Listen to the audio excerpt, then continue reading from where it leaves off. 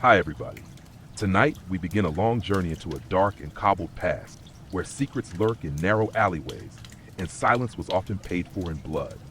This is the story of a thief in medieval times, not the romanticized outlaw with a twinkle in his eye and a clever trick always up his sleeve, but the true grim tale of a desperate man condemned by class, by hunger, and by fate. Over the course of 24 parts, we'll wander through torchlit markets, crumbling jail cells, cold castle dungeons, and the murky boundaries of law and sin. We'll uncover why it truly, deeply sucked to be a medieval thief. Let's begin. The rain had not let up in 3 days. Thin sheets of water trickled down from rooftops fashioned of rough, uneven thatch, pooling in the tight, winding gutters that ran along the crooked lanes of Wolfstead, a nameless town to most of the kingdom, yet home to thousands who lived each day on the edge of hunger and hope.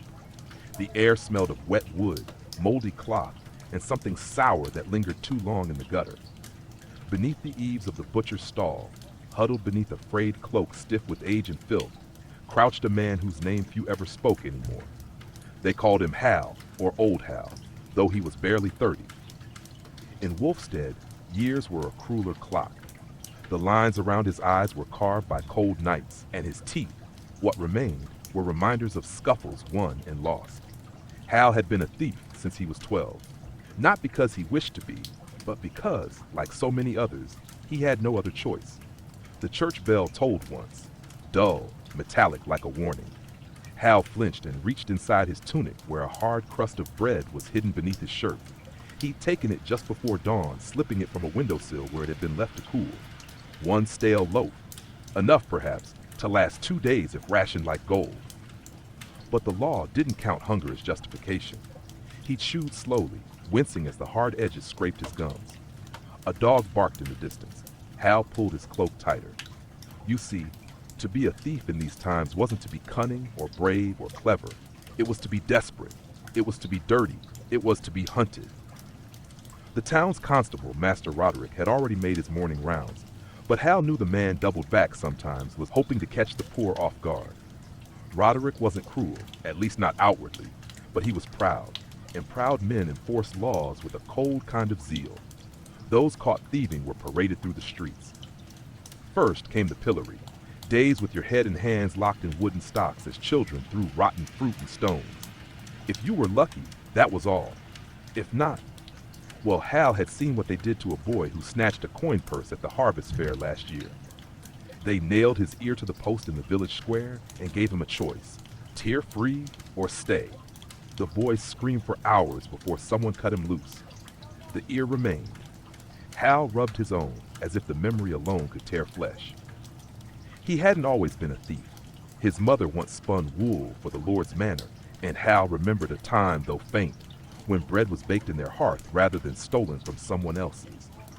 But illness swept through the cottages one winter, and by spring, Hal's family was buried beneath a birch tree outside the chapel gates. He survived by sweeping stables, carrying dung, and picking stones from the fields, until even those jobs were taken by stronger, larger men. No coin, no food, just the steady erosion of dignity. And so, like the others, he watched, listened, waited. He learned when the baker's boy left the shop unattended, learned the pattern of the guards' rock boots as they passed the grain carts at dusk, learned which pockets held bread and which ones held knives. Each theft was a calculation, not of profit, but of pain.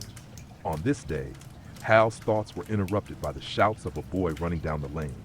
He was no older than 10, filthy from head to toe, clutching something against his chest. Behind him, a woman wailed, the fishmonger's wife. "Stop him!" she screamed, her voice cracking. People moved aside with the weary indifference of those who'd seen this too many times. The boy darted left and disappeared into a narrow alley, panting like a fox in the hunt. Hal didn't move. He stared at the space where the boy had vanished. Perhaps, he thought, he'd done the same once, maybe even down that very alley. Time had a way of erasing those lines. Minutes passed. Then the shouts grew louder again, this time from the other side. The boy had been caught. Hal could hear the sobs, the angry curses, the sound of a wooden stick striking flesh.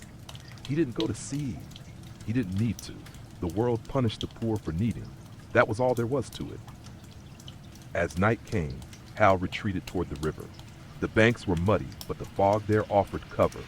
A few other shadows lingered in silence, wrapped in what rags they had. They didn't speak. In Wolfstead, the poor rarely shared their names or their stories. It was better not to know who might vanish by morning. Hal tucked his loaf beneath a stone near the reeds, hidden from rats and rival thieves. He laid down on the cold earth and stared at the stars. Above, the sky was vast and uncaring.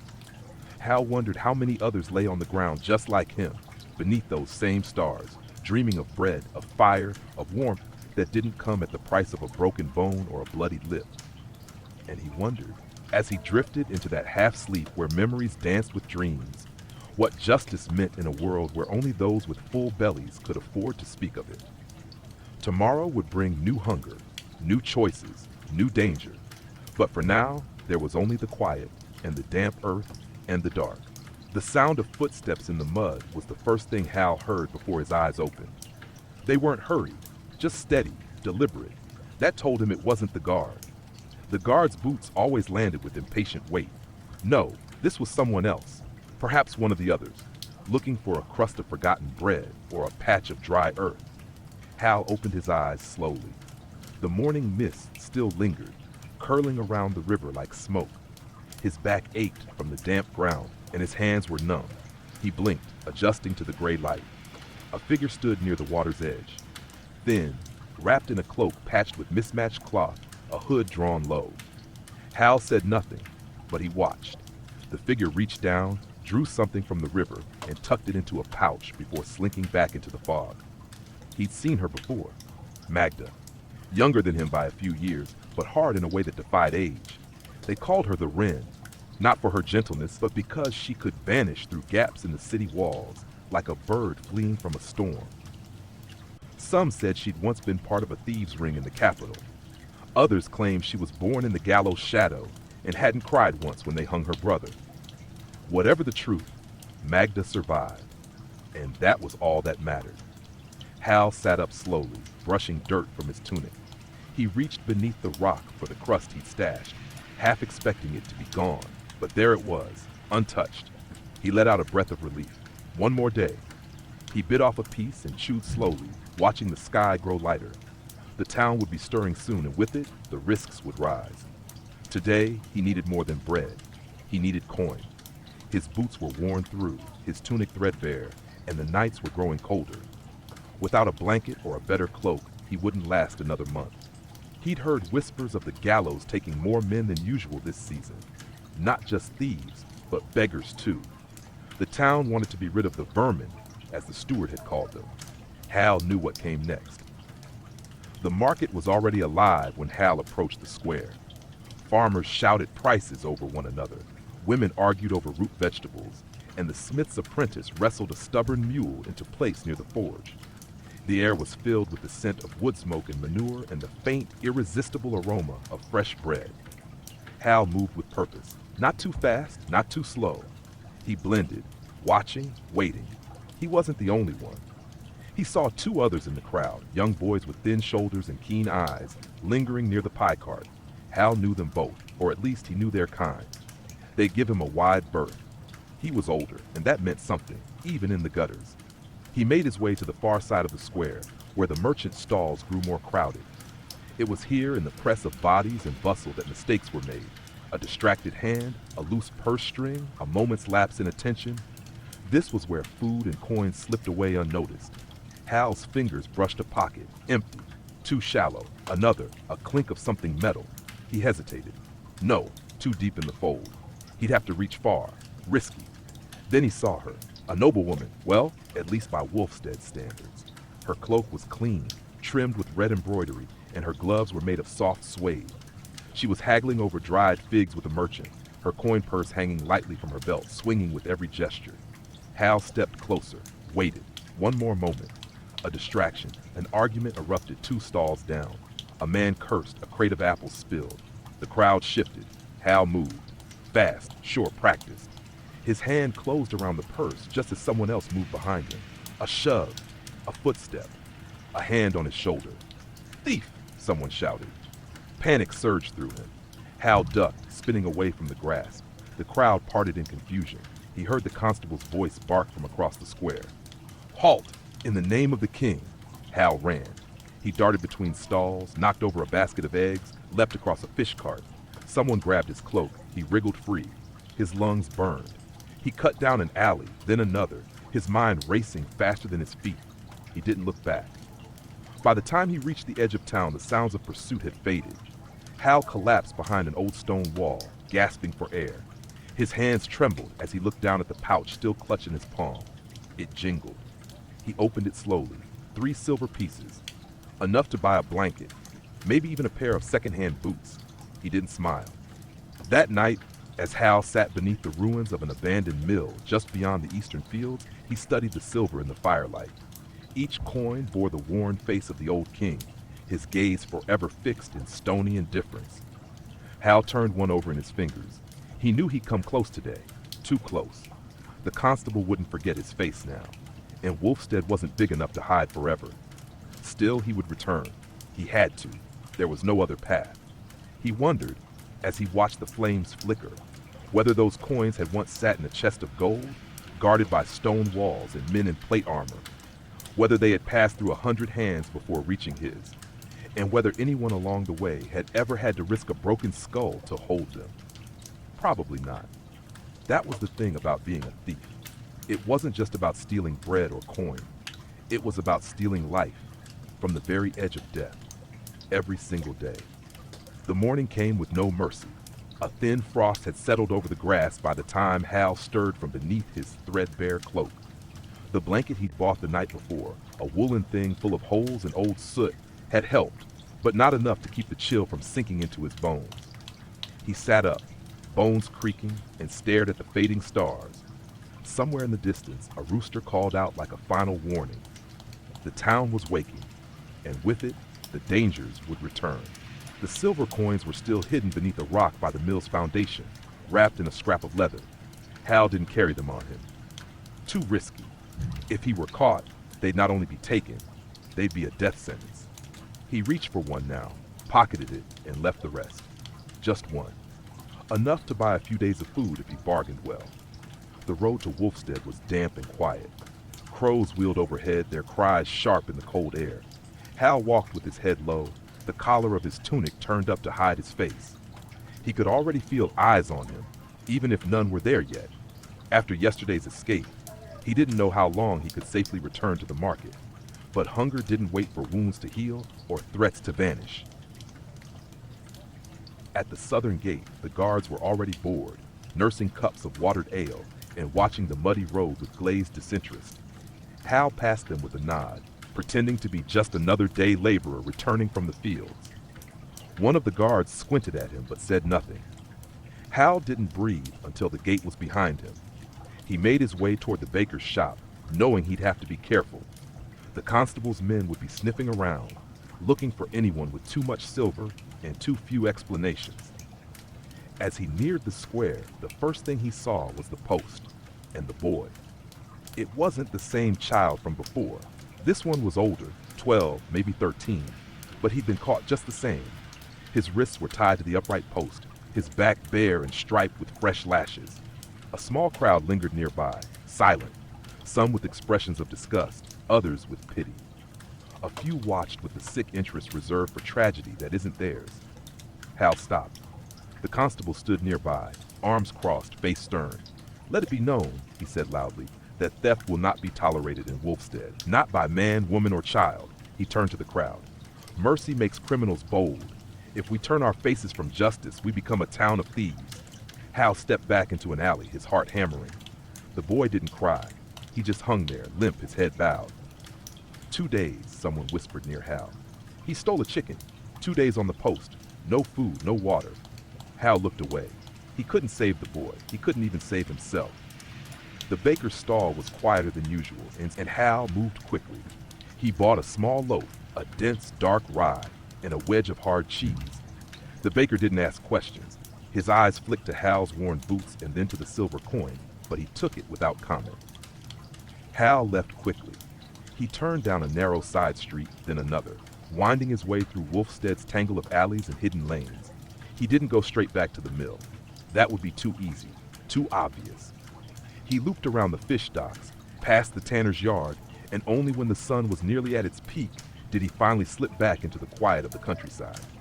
By the time he reached the mill again, Magda was there. She stood with her back to him, staring at the river. Her hair was tied in a messy knot, and her arms were crossed. "I saw you," she said without turning. "At the market." Hal stiffened. "Did you tell them?" Magda turned now, her face unreadable. "No, I don't talk to dogs." There was a pause. Then she added, "But they'll be looking for you. Everyone's talking." Hal sat down slowly, the food still tucked under his cloak. "Let them look." Magda crouched beside the old stone wall, resting her arms on her knees. "You got away lucky." "I know." She eyed him. "What was it? Coin?" Hal hesitated. "3 silver." She whistled low. "That's worth a man's hand." "I still have mine," Hal said. "For now." They sat in silence for a while, listening to the wind in the tall grass and the crows bickering in the trees. Hal shared a piece of bread with her, and though she didn't thank him, she took it without hesitation. In their world, food was trust, not words. "I heard about a caravan," Magda said at last, chewing slowly. "Coming in 2 days. Wool and spices. They'll be staying at the Broken Mare." Hal looked at her. So? "So, it's guarded, but not well. They don't know Wolfstead. They don't know what waits in the dark." Hal frowned. "You want to steal from merchants? Out-of-town ones?" Magda shrugged. "Safer than the market, and cleaner than pockets." It was bold, dangerous, but it made sense, and she wouldn't have told him if she didn't want a partner, or maybe just someone else to take the fall. Hal considered it. "If we do this," he said slowly, "we do it quiet. No blades, no blood." Magda nodded. Quiet. But Hal knew nothing in Wolfstead ever stayed quiet for long. That night, sleep did not come easy. Hal lay awake beneath the stars, staring through the holes in his blanket at the dark sky above. The boy on the post haunted his thoughts. The welts. The silence. He thought of the coins hidden beneath the rock and of the ones yet to come. He thought of the gallows. Of mercy. Of justice. And he wondered, not for the first time, if there was a place in this world for men like him who had nothing and took what they must just to breathe another day. The stars offered no answer, only the cold. The wind shifted on the second night. It blew from the north, sharp and dry, carrying with it the scent of dust and horses, a scent that Hal had come to recognize as the breath of merchants. True to Magda's word, the caravan had arrived. Their campfires flickered like pale stars near the southern edge of Wolfstead, just beyond the old barley fields. From the mill, Hal could see them in the distance. Wagons with high arched covers, horses picketed and stomping, and the faint shadows of men moving about with slow, practiced caution. Magda sat beside him in the grass, sharpening a small blade with slow strokes. Not for violence, she'd said earlier, but to cut through rope or leather if they needed. Still, the glint of it made Hal uneasy. "They've posted 2 guards per wagon," she murmured, not looking up. "But they're green, sleepy. They think Wolfstead is nothing but dung and sheep." Hal studied the fires. "You think they'll sleep sound?" "Sleep enough," she said, "especially after drink." One of them already traded coin for a skin of elderberry wine at the inn. Hal pulled his knees to his chest, watching the flickering shapes in silence. He felt the tightness in his chest, an old companion now. He didn't like jobs like this. Too exposed. Too many eyes. He preferred shadows in alleys, not open fields and caravan camps. Still, 3 silver pieces would vanish quickly. Winter would come fast, and the law didn't forgive idleness any more than it forgave theft. They moved just after midnight. The moon was a sliver, barely more than a ghost behind passing clouds. The fields whispered as they walked, the grass brushing against their legs. Magda led the way, low to the ground, every step deliberate. Hal followed, heart pounding, each rustle sounding too loud, too sharp. They skirted the edge of the camp, circling toward the smallest wagon at the rear. It was painted in faded blue with carved swirls near the wheels. A merchant's crest. Spices, perhaps, or cloth. A guard leaned against the front wheel, head nodding. Magda paused, raised 2 fingers, then pointed to the left. Hal nodded. He crept around, silent as he could, boots sinking into the soft earth. The guard shifted, grunted, then settled again. Hal reached the back of the wagon. The canvas flap was tied with twine. He pulled the small blade from his belt and began sawing. Each second felt stretched, thinner than breath, sharper than thought. The twine gave. Hal slipped inside. It smelled of cloves and dust and something sweet, maybe honeyed fruit. In the faint moonlight, he saw boxes stacked high, bundles wrapped in cloth, and a pair of satchels resting on a wooden stool. He opened one. Inside, small pouches, heavy. He didn't stop to count, just took two, tucked them into his tunic, and moved to the second bag. More coin, or at least the promise of it. A sound outside, a cough. The guard. Hal froze, held his breath, footsteps, then nothing. He exhaled slowly, reached for the satchel again. A sudden voice outside, loud, slurred. "Why, what are you?" Magda's voice cut through. "Sorry, friend. Lost my way. Thought this was the tavern path." Hal's blood froze. The guard barked something unintelligible, then laughter. A heavy slap, more laughter. Hal didn't wait. He slipped from the wagon's back, melted into the dark damp, and sprinted for the tree line. He didn't look back. They met at the edge of the woods, breathless. Magda grinned, her hood pulled low. "Told you they were soft." Hal didn't answer. He just pulled the satchels from his tunic, set them in the grass. They opened them together. Inside the first, silver. 10, maybe 12 coins, old and dulled but real. The second held copper pieces, and nestled between them, a ring, gold, inset with a red stone. Hal turned it over in his hand. Magda whistled. "That's not a merchant's ring." "No," Hal said. "That's a lord's." They stared at it in silence. "You think they'll notice?" she asked. "They'll notice," Hal said, "and they'll howl." By dawn, the camp was awake and angry. News spread fast in Wolfstead. A merchant caravan robbed in the night, coin gone, a noble's signet stolen. The innkeeper's boy said he saw a shadow near the fields. A farmer said he heard hooves at midnight. Rumors became gospel by noon. The constable called a search. Hal stayed hidden. So did Magda. But the air had changed. Wolfstead was afraid, not for the stolen coin, but for the violence that might follow. By the third day, a knight arrived. Sir Harlan of Renswick, tall and cold and gleaming in plate armor. He didn't speak much, but his sword did. He rode into the square, demanded names, spoke to the merchant's captain, and vowed justice. Hal watched from the roof of an abandoned shed as Sir Harlan paced below, speaking to the townsfolk. The ring wasn't just gold, it was a symbol, and someone would pay. That night, Hal and Magda sat beneath the mill again. The ring lay between them, wrapped in cloth. "We can't sell it here," Magda said. Hal nodded. "Can't sell it anywhere near. Then we bury it," she said, "or throw it in the river." They sat in silence. Then Hal stood, walked to the water's edge. Magda followed. He held the ring in his hand one last time. It caught the moonlight like fire. Then he let it go. A soft splash. Gone. "Nothing ever stays buried," Magda said quietly. Hal looked out over the dark water. Some things do if no one looks. But in Wolfstead, someone was always looking, always watching. And the shadows had grown restless. The village square looked different now. It was quieter, tighter. The usual chorus of morning clamor, hawkers shouting prices, carts creaking under the weight of vegetables and hides, old women bartering over onions, had dulled to a cautious murmur. Even the crows seemed to circle higher, uneasy. Hal stood at the edge of it all, hood drawn low, leaning against the cold stone wall near the tannery, watching the change settle like dust. Sir Harlan's presence was not a passing event. He had taken up residence in the steward's quarters near the church, his banner a crimson wolf on a field of black fluttering above the tiled rooftop. His men rode through the streets each morning in pairs, armor clanking, eyes sharp. This wasn't justice. It was vengeance wearing a polished helm, and it had made everyone nervous. Hal hadn't seen Magda in 2 days. After they dropped the ring into the river, she had vanished into the woods without a word. That wasn't unusual. She often disappeared when things got hot. Hal envied her ability to do so. He had no forest hideaway, no network of whispering sympathizers. He was tethered to Wolfstead.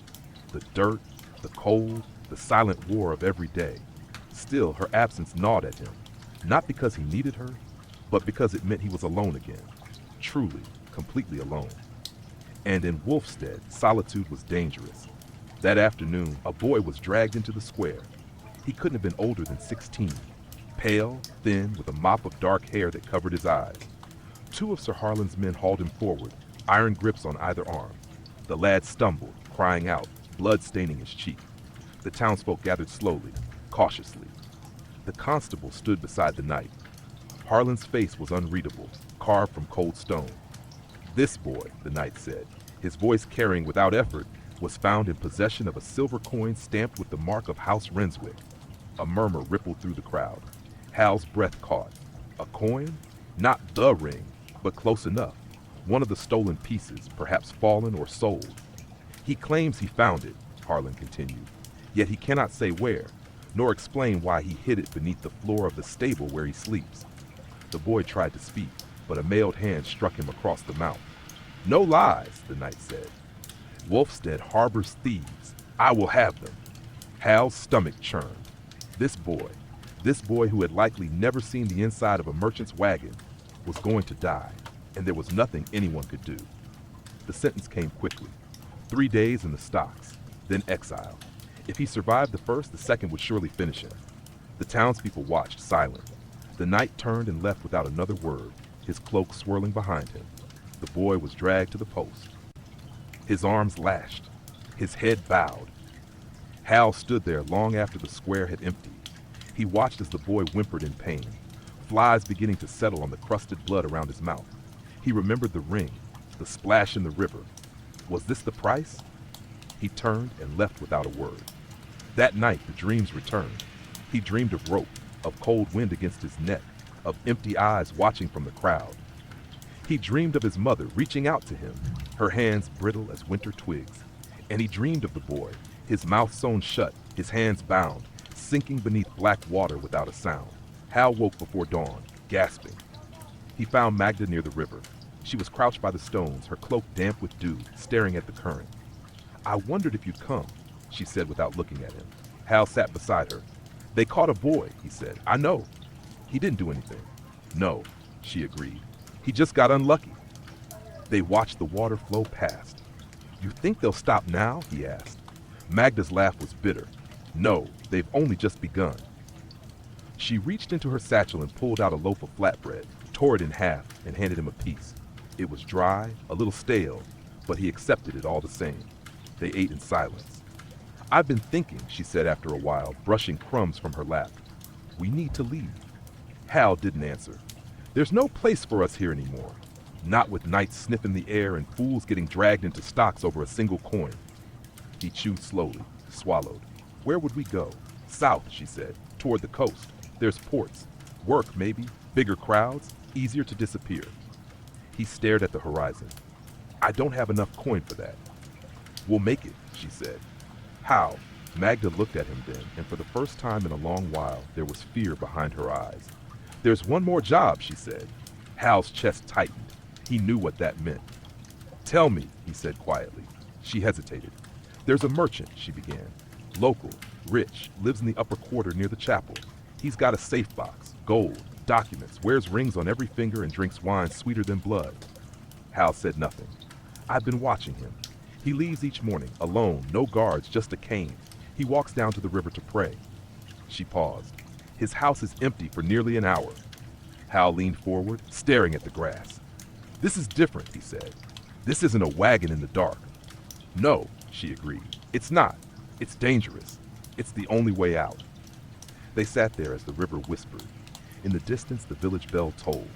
Another day had begun, and Hal knew, just as he knew the cold that crept into his bones each night, that the storm gathering in Wolfstead would not pass them by.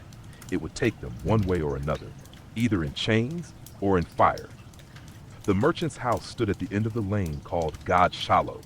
It was a quiet place, tucked just beyond the chapel grounds, where ivy climbed the walls and pigeons nested in the eaves. The house itself was narrow but tall, with leaded glass windows and a carved wooden door that bore the emblem of a coin crossed by a quill. Ulrich, the scribe merchant, known for his dealings in grain ledgers and tax records. He was a man who knew numbers better than people, but his name carried weight in Wolfstead. And most importantly, as Magda had said, he walked to the river alone every morning, always at dawn, always without guards. Hal watched from across the lane, hidden behind a broken fence that leaned against an overgrown garden wall. The street was still sleeping, save for a few nuns lighting candles in the chapel vestibule. The fog lay low, creeping along the cobblestones like breath from the underworld. The plan was simple, or so Magda claimed. She would shadow the merchant as he made his morning prayers. Hal would slip inside through the side entry, unlatched each morning to let out the housemaid's cat. The safe box, she said, was kept in the study on the second floor, hidden behind a shelf of legal scrolls. They wouldn't take much, just enough to disappear. Gold, if they were lucky, letters of credit, anything that could be sold in the next town before the trail caught scent. Then they'd run, south. Gone. But Hal didn't believe in simple plans. Not anymore. The first part went smoothly. Magda followed at a distance, cloak drawn tight, head bowed like any other common woman fetching water. The merchant limped along the gravel path by the river, unaware of the eyes behind him. Hal slipped through the side gate, his heart already pounding. The door gave way with a soft creak. Inside, the house was silent. He moved carefully through the corridor. Tapestries hung along the walls, scenes of saints and royal hunts. The floors were well swept, the air smelling faintly of rose oil and burnt wood. The housemaid was nowhere in sight, perhaps still asleep, or maybe sent away for the morning.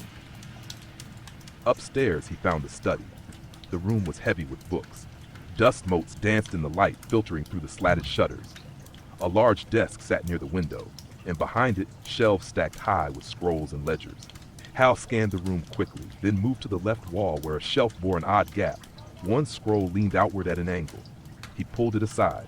Behind it, a narrow recess. A small iron box, locked. He reached into his tunic and pulled out a tool, a thin piece of bent iron. Magda had given it to him weeks ago, said it came from a blacksmith who owed her a favor. Hal had practiced with it on discarded locks in the junkyard behind the tanners. Now was its true test. He knelt, inserted the iron, turned, nothing, again. Click, the lock yielded with a sigh. He opened the lid. Inside lay 5 gold coins, a string of pearls, 2 wax-sealed documents, and a ring, large, set with a blue stone, the crest of Wolfstead etched into the underside. Hal's breath caught.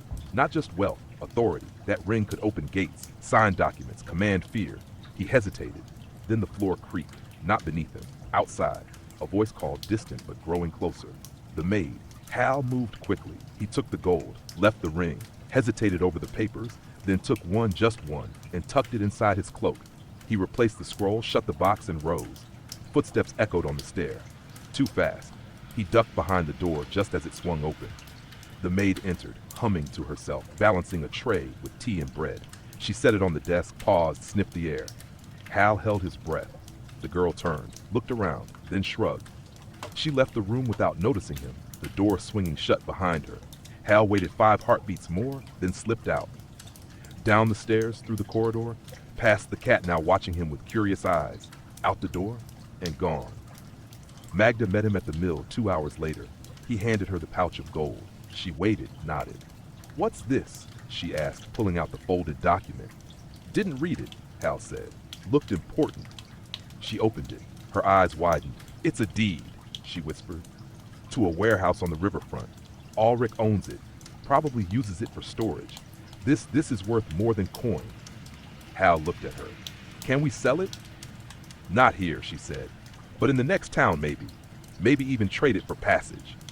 They sat together as the wind rustled the tall grass. They had done it, but Hal didn't feel relief, only the slow, creeping sense that something was watching them. A shadow stretching from the edge of Wolfstead, a consequence not yet named. That night, they made camp farther from the mill near the old quarry road. The stars were hidden by clouds, and the wind carried the scent of smoke, not from their fire, but from chimneys back in town. Hal sat with his arms wrapped around his knees, listening to the night. Magda slept lightly beside him, her hand still on the pouch of gold. In the distance, a dog barked, then another, then silence. Hal stayed awake until dawn, waiting, listening, because he knew, deep in his bones, that Wolfstead did not forget, and it did not forgive. The road out of Wolfstead was narrow and rutted, flanked by low hedgerows and ancient trees that creaked even when the wind was still. Hal and Magda walked it in silence, their boots kicking up dry earth. Behind them, the town faded like a bad memory, rooftops vanishing behind a veil of early mist, chapel bells tolling the first hours of morning mass. They didn't look back. Magda kept the pouch of gold tied close beneath her tunic. Hal carried the deed in a small oilskin envelope tucked beneath his belt. Neither of them had slept much. The fire the night before had been cold, and each sound from the brush, each twig snapped under a fox's paw or gust of wind through brittle leaves, had made them flinch like hunted beasts.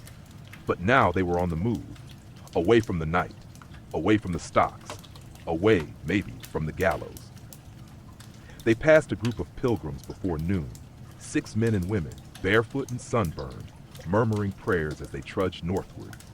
The pilgrims eyed Hal and Magda with weary suspicion, but said nothing. One of them, an old woman with a crooked spine, touched her brow and made the sign of protection as they passed. Hal watched her, then muttered under his breath, "She thinks we're devils." "She's not wrong," Magda said, but her voice was hollow. By mid-afternoon, they reached a crossroads.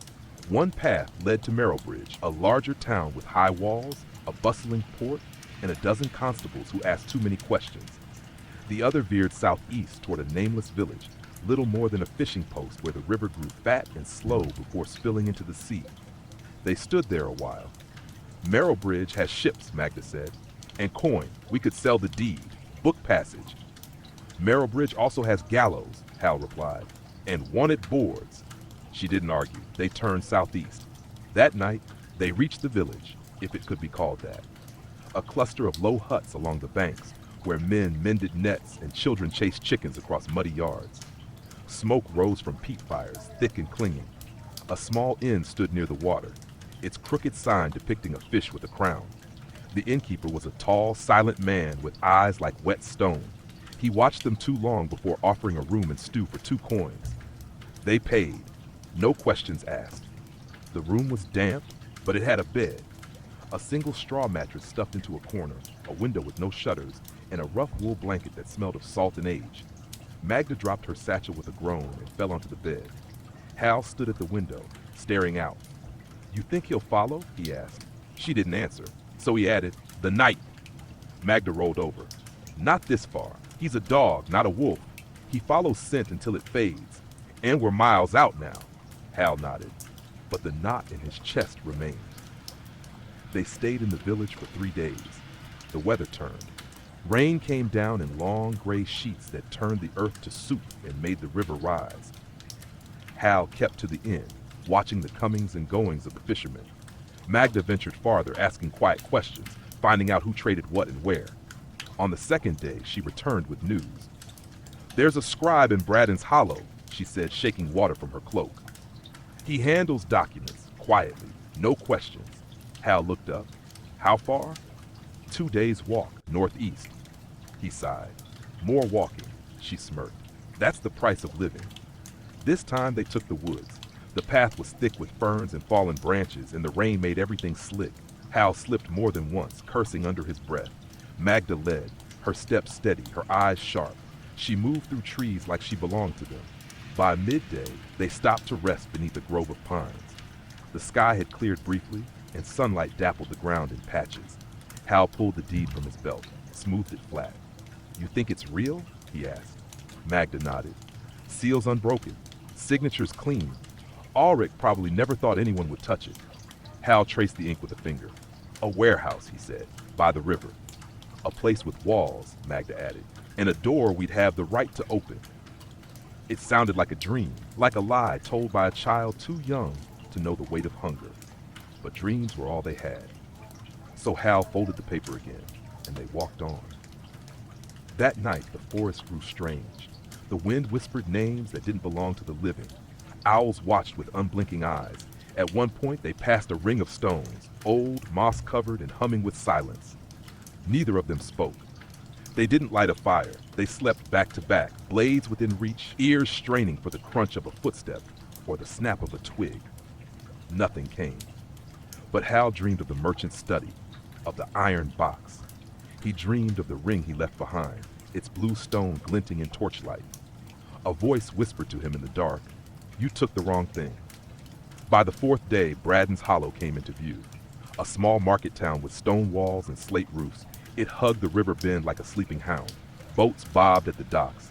Smoke curled from chimneys. And most importantly, it had no banners flying above the gate. They entered without challenge. Magda found the scribe quickly, a stooped man with ink-stained fingers and a missing tooth, who looked at the deed with a twitch of excitement. "It's authentic," he murmured. "Yes, yes indeed, quite valuable." "How much?" Magda asked. The scribe scratched his beard. "In coin, hard to say, But in trade, a warehouse on a river is worth more than gold. Hal felt his throat tighten. What can you get us for it? He asked. The scribe smiled. I know a man with a ship. Quiet vessel, no banners, heads east in 4 days, passage for 2, if you let him store his goods in that warehouse. Magda looked at Hal. They didn't need to speak. 4 days. They would leave Wolfstead behind. And maybe, just maybe, start again. But as Hal left the scribe's shop, stepping back into the narrow streets of Braddon's Hollow, he saw something that stopped him cold. A rider, tall, clad in travel-worn armor.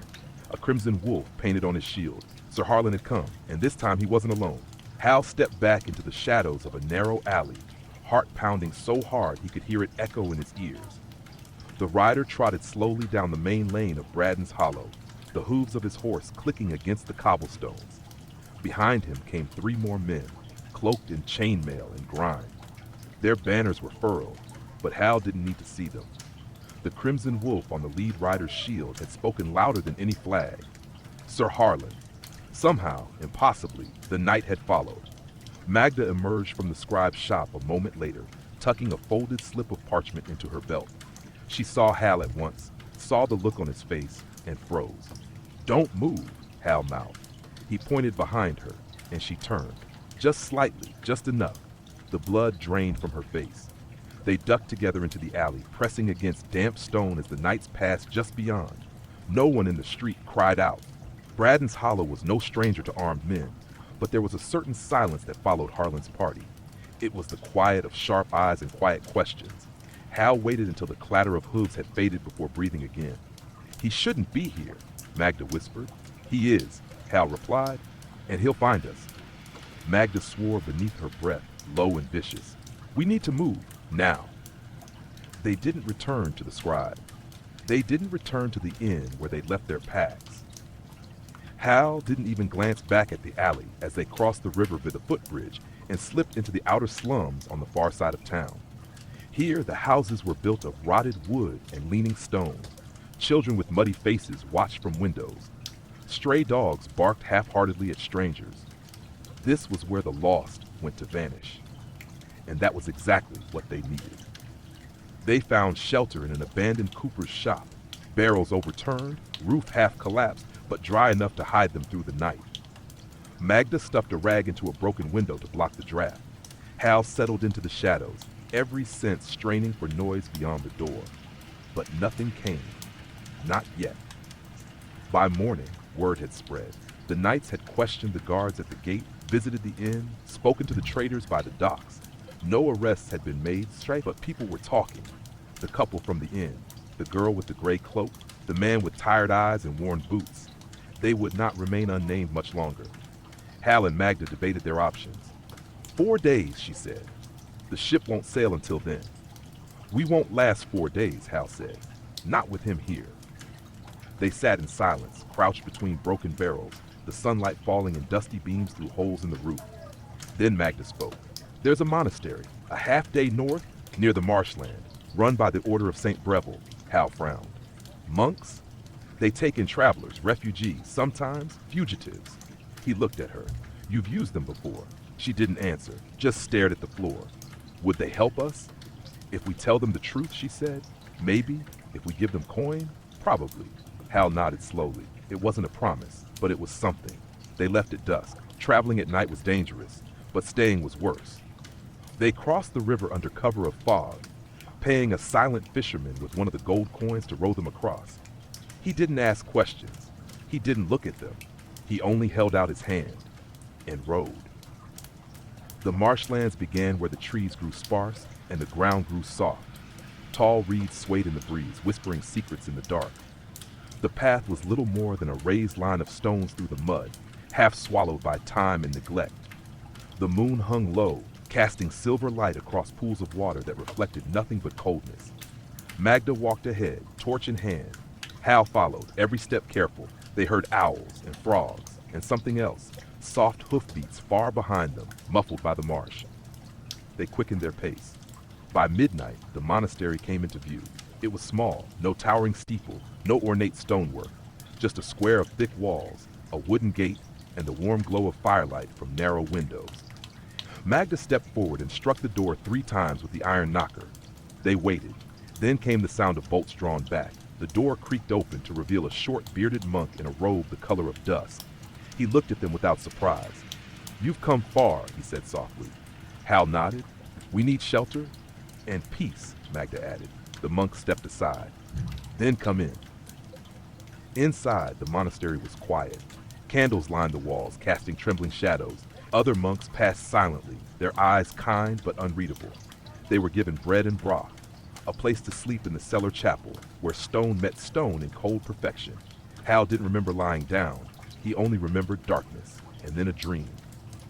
In the dream, he stood again in the merchant's house. The box was open. The ring sat there, glowing blue like ice under flame. Voices whispered all around, not hers, not Magda's, older voices, harsh, hollow. He reached for the ring, but when he touched it, blood spilled from the walls. Not dripping, pouring. He woke with a gasp. Magda sat beside him, already awake, staring into the candlelight. "He'll come here," she whispered. Hal nodded. Yes, he would. Sir Harlan had crossed towns, rivers, and roads, and men like him didn't stop. Not for rain, not for mercy, not until the blood debt was paid. Dawn broke over the marsh like a bruise, pale and sickly. Mist clung to the grass, and the air smelled of damp earth and something older. Decay, perhaps, or the bones of things long forgotten in the mud. Hal stood at the monastery wall, watching the reeds shift in the distance, trying to quiet the gnawing unease in his gut. The monks moved about their morning rituals, silent as ghosts, their sandals brushing across stone floors like whispers. One passed Hal and offered a gentle nod. He didn't speak. None of them spoke unless spoken to. Magda emerged from the cellar chapel wrapped in her cloak, her face drawn and pale from a night without sleep. "They know something," she said. Hal didn't turn. "The monks?" She nodded. "They've had guests like us before. You can tell. They don't ask questions, but they see everything." Hal clenched his jaw. Maybe that's why they survived. Later that morning, they were summoned to the abbot. He was an old man with deep eyes and a spine bent like a bow. He sat in a chair carved from dark oak, his hands folded in his lap, a rosary coiled around his wrist like a serpent. "You seek refuge," he said, his voice no louder than the wind outside. "Yes," Magda said. "For how long?" 4 days, Hal answered. "Until a ship sails east." The abbot nodded, as if he had already known. He looked at them for a long while before speaking again. "Have you spilled blood?" "No," Hal said. "Not since. Not for this." The abbot seemed to weigh that answer. "And yet you run." Hal didn't reply. At last the old man exhaled. "You may stay, but if death follows you, do not let it stain these stones." That afternoon, Hal helped a monk carry firewood from the shed to the kitchens. His muscles ached from days of walking, but the rhythm of lifting and stacking offered a kind of peace. A silence that let him forget for a time the ring, the night, the boy tied to the post. Magda kept to the garden, helping tend the herbs that grew in raised beds behind the cloister. She didn't speak much, but her hands worked deftly, and the monks seemed to accept her presence without complaint. By evening, they shared a meal of root stew and dark bread in the refectory. Candles lined the tables, flickering softly against the cold stone. No one spoke. It was the most peace Hal had known in months. But it wouldn't last. That night, the bell rang once. Only once. A warning. Hal sat up on his cot in the cellar, heart already racing. The candle beside him sputtered, casting long, twitching shadows. Magda was already awake, lacing her boots. "Someone's at the gate," she said. They climbed the stone steps together, emerging into the main corridor where monks stood gathered in silence. The abbot was at the front, his hands clasped, his eyes on the door. A knock sounded, slow, measured, 3 times, then again. Hal knew that knock. It wasn't the desperation of a traveler, nor the rap of a peddler seeking charity. It was authority, entitlement. The door opened, and there he stood, Sir Harlan of Renswick, mud-stained and shadowed, but no less imposing. His cloak was torn, his eyes sunken from the road, but the crimson wolf still marked his breastplate, dull and undeniable. Behind him stood 2 others, both lean and pale, faces veiled. "My lord abbot," Harlan said, bowing his head slightly. "I seek 2 travelers, a man and a woman, names unknown, crimes known." The abbot did not blink. "This is a house of God," he said, "not a court." Harlan smiled thinly. "Then may God help us reach the truth." The knights were not admitted inside, but they did not leave. They camped just beyond the wall, where the marsh met the high grass. A fire burned low between them, casting flickers of orange onto their armor. They were patient, hunters often are. Inside, the monks spoke in hushed tones. The abbot called Hal and Magda to his chamber once more. "You said you had spilled no blood," he said, not with anger, but with deep disappointment. "We haven't," Hal insisted, "but you have brought its scent." Magda stepped forward. "We have a way out, a ship, in 3 days. Then you will not leave this place until then," the abbot said. "If you do, they will take you." Hal's voice cracked. "And if they come in?" The abbot looked away. "Then may mercy fall swiftly." That night, Hal and Magda returned to the cellar. They didn't sleep. They didn't speak. They just listened to the creak of timbers, the murmur of prayers drifting through stone, the wind scratching against the walls, and outside in the dark, the slow crackle of a watchfire, and a knight who had not come all this way to turn back. In his dreams, Hal walked the marsh alone. The fog was thick, the water reached his knees, and in the distance, he saw the boy again, the one from Wolfstead, still tied to the post, only now the post was sinking into the mud, and the boy looked at him, not with fear, but with accusation. "You watched," the boy whispered, "and you ran." Hal screamed, but the mud swallowed the sound, and then it swallowed him. The morning after the knight's arrival came with no warmth. Gray light crept through the cracks in the monastery's cellar, as if even the sun hesitated to touch the walls of stone in silence.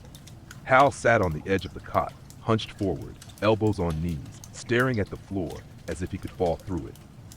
Magda was still, lying back with her eyes open, staring at the arched ceiling where moisture gathered in trembling beads. They had not spoken since the night before. There was nothing left to say. Upstairs, the monks continued their duties. They walked in silence, prayed in silence, prepared bread and broth with hands that shook only slightly. The presence of armed men at the edge of their sacred ground was not new, nor was it rare. But this time the tension had teeth. The walls held breath.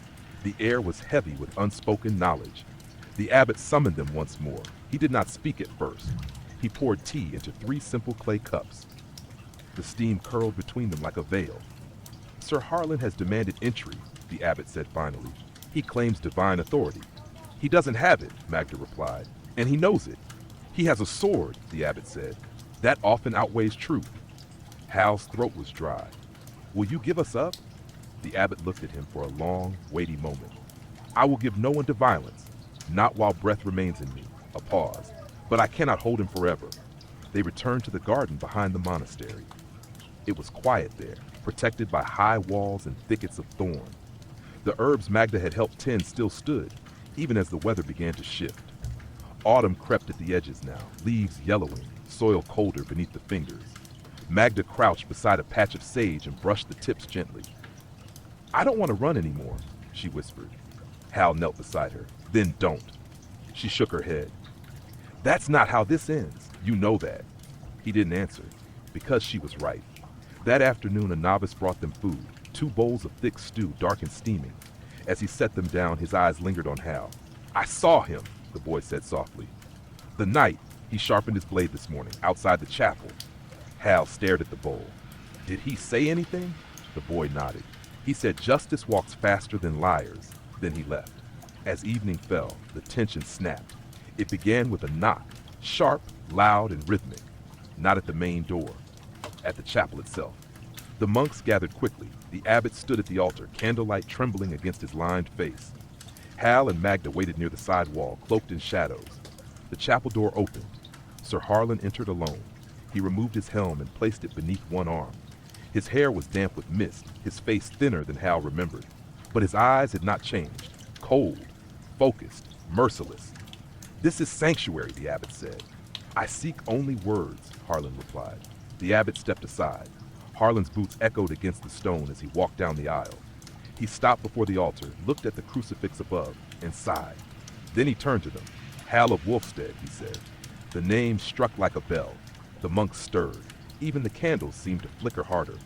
Hal stepped forward slowly. "I'm here," he said. Harlan studied him. "You ran from justice. You stole from the crown. You desecrated the trust of your town." "I stole to live," Hal said. "Nothing more." You ran because you feared the weight of truth, Harlan replied. And now you cower behind robes and prayers. The abbot raised a hand. You will not speak so in this place. Harlan inclined his head. Then I will say no more. I will wait. He turned back to Hal. But I will not wait long, and then he left. That night the monks gathered for prayers. Hal and Magda remained behind in the cellar. Neither slept. They lay side by side, backs pressed to the cold wall, listening to the creak of the monastery, the murmur of chanting above, the distant thrum of wind on the marsh. Magda whispered, "He'll come for us tomorrow." Hal whispered back, "I know." Silence. Then we could run again. We'd be hunted again. Another pause. Magda's voice faint. "Do you regret it? Taking the gold?" Hal didn't answer right away. Then softly, "I regret the boy." She closed her eyes. So did he. Just before dawn, Hal rose and went outside. The air bit at his skin, and the marsh glistened with frost. The sky was still dark, but in the east the first line of gold had begun to bleed through. He walked to the chapel, opened the door, and found the abbot already inside, kneeling before the altar. Hal stood quietly for a long while, then said, "I can't let him tear this place apart." The abbot did not rise. "You carry weight," he said, "but not alone." Hal stepped forward. "I want to face him, but not like this, not as a thief." The abbot looked up, his eyes soft and knowing. "Then face him as a man." The bell tolled as the sun crested the horizon. Sir Harlan stood near the gate, sword sheathed, eyes fixed on the chapel. The door opened. Hal stepped out alone. Magda watched from the cloister, her fists clenched tight. Hal walked until only a few steps stood between him and the night. "I won't run," he said. Harlan nodded. "You'll come with me then?" "No," Hal said. "I'll speak, and all who hear will know why I stole, why I ran, why your justice is a blind thing with a blade." Harlan's eyes narrowed, but he didn't draw. Not yet. The monks gathered. The abbot stepped forward. The marsh held its breath, and in that moment between violence and mercy, between shadow and sun, Hal chose to speak. The morning light sharpened as Hal's voice began to fill the monastery yard. It wasn't loud. It didn't need to be. Each word he spoke came slowly, calmly, carried on the cool air like the breath of a man who had finally stopped running. "I was born in Wolfstead," he said, eyes fixed on the ground just ahead of Harlan's boots. "My mother spun wool. My father died before I could remember him. I've stolen bread, yes. I've taken coin. I've lied to stay warm and cheated to stay alive." His gaze lifted now. "But I've also buried friends, carried the bodies of plague victims to pits while the priests held their noses. I've gone hungry for days, watched others die for crumbs, and I've walked through streets where children vanished because a loaf of bread wasn't washed closely enough." He paused. The yard was silent. "Is that justice?" he asked. "To punish the weak for needing what the strong refuse to share?" Sir Harlan said nothing.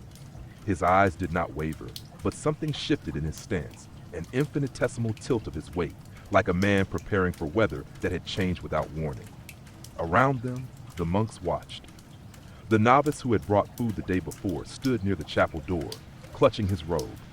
The abbot remained at the steps, arms folded. Magda stood just behind the cloister wall, her shadow long in the sun. Hal continued. "I didn't kill. I didn't wound. I took coin that belonged to a man who owned more than 10 villages combined, who paid his guards less in a year than he spent on wine in a week." He took a breath. "I left his ring behind." Now Sir Harlan stirred. "That ring," he said, voice like flint striking steel, "was more than gold. It was a seal, a symbol. Its theft was an insult to order." Hal looked at him. "And what of the order that lets boys be nailed to posts for stealing chickens? What of the order that lets children starve while merchants fill their granaries with grain too dear to sell?" Harlan's jaw tensed. "You speak of chaos," he said, "of rebellion." "I speak of truth," Hal replied. A gust of wind swept through the yard, sending dried leaves skittering across the stones. Somewhere in the marsh a bird called once, then fell silent. Magda stepped forward now, slowly, carefully. "We're not innocent," she said, "but we're not evil, and we came here not to fight, but to end it. We ran because no one listens when the poor speak. But now you're here, Knight of the Crown, so hear it." She gestured to the monastery. "These monks fed us, hid us, not because they believe in our crimes, but because they believe in mercy. Will you punish them too?" Harlan's eyes swept the gathering. The monks stood still as statues, robes billowing slightly. Their silence was not one of fear, but of unity. His hand brushed the hilt of his sword, then dropped. I came for a thief, he said, and I found a voice. Hal exhaled slowly, but the night wasn't finished. I cannot let you walk free, he said, not without cost. Hal stepped forward.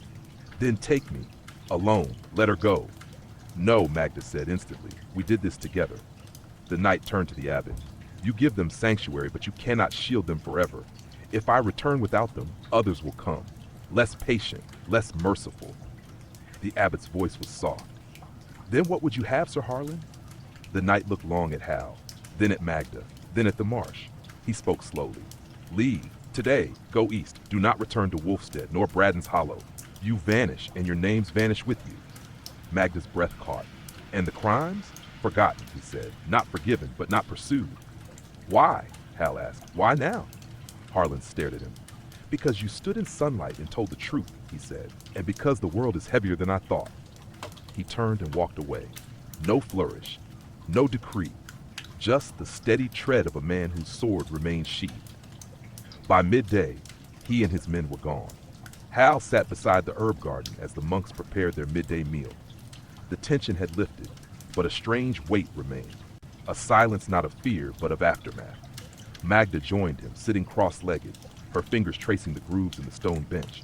You think he meant it? She asked. Hal nodded. I do. But we still run. Yes, he said, we still run. She leaned her head back and closed her eyes. Then let's run towards something this time. That evening, they helped the monks prepare the guest cellars for winter. They carried baskets of firewood and layered straw across the floor. No one asked them to. It just felt right. Before sleep, the abbot found them. He handed them a wrapped bundle, bread, cheese, a flask of wine. You leave at dawn, he said, and this place forgets your names. Hal placed a hand over his heart, and remembers your kindness. The old man smiled faintly. May your silence be peace. In the last hour before sleep, Hal stood by the chapel window, looking east, toward the sea, toward something unknown. The wind was quiet now. The road waited. The road beyond the monastery was narrow and overgrown, a forgotten trail swallowed by thickets and creeping vines. Hal and Magda walked it at dawn, the bundled bread and cheese from the abbot tied tight against Hal's back, their boots wet with dew. The marsh receded behind them, fading into mist and memory. Neither spoke for the first hour. It was a silence not born of fear, but of weight, a stillness that came when the body moved forward, but the soul lingered behind, uncertain of what had been left behind or what lay ahead. Only when the sun crested over the treetops did Magda finally break it. So, she said, adjusting the strap of her satchel, what now? Hal glanced at her. We keep walking. Toward what? He shrugged. The sea. A ship. Somewhere that doesn't care who we were. Magda chuckled under her breath. Somewhere like that exists? If it doesn't, he said, we'll build it. By midday, the trees thinned, and the land opened into gentle hills dusted with heather and wildflowers. The air was warmer here, less damp, carrying the distant scent of salt.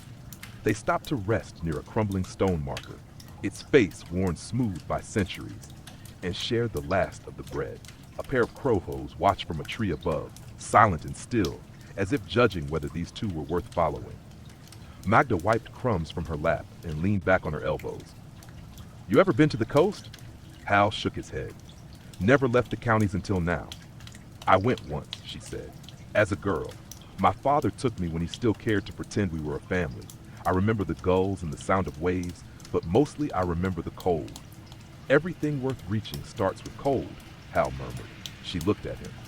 You sound like a monk. He grinned. Maybe I should have stayed. No, she said. You'd get caught stealing their candle wax by the second night. They moved again in the late afternoon.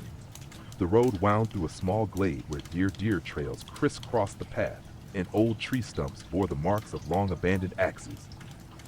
They passed a shrine to some forgotten god, its eyes hollow and moss-covered, its offering bowl filled with dried berries and a single rusted coin. Magda paused before it. She dropped one of their own silver coins into the bowl and whispered something Hal didn't catch. When he asked what she said, she only replied, just in case.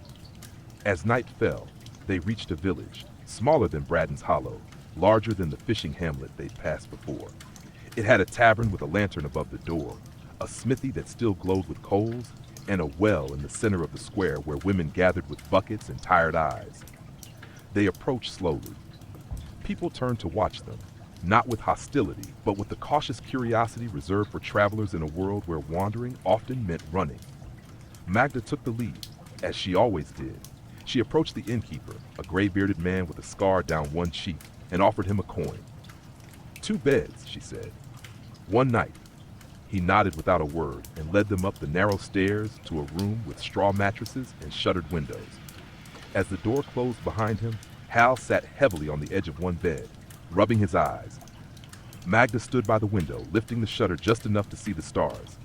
"They're different here," she said. He looked up. "The stars?" She nodded. "Sharper, like they're watching." "They've always watched," Hal said. "We just never stopped to look." That night, Hal dreamed again. But this time, it wasn't the boy or the ring or the blood. It was the sea. Endless, dark, and calling. He stood on a shoreline, waves lapping at his feet, the sky above filled with birds he didn't recognize. In the dream, he wasn't afraid. He wasn't hunted. He was waiting. In the morning, the village was quieter. A storm had passed in the night, leaving puddles in the road and knocking apples from the trees that lined the lane. Hal and Magda left before sunrise, nodding to the innkeeper who stood by the hearth, stirring something in a heavy pot.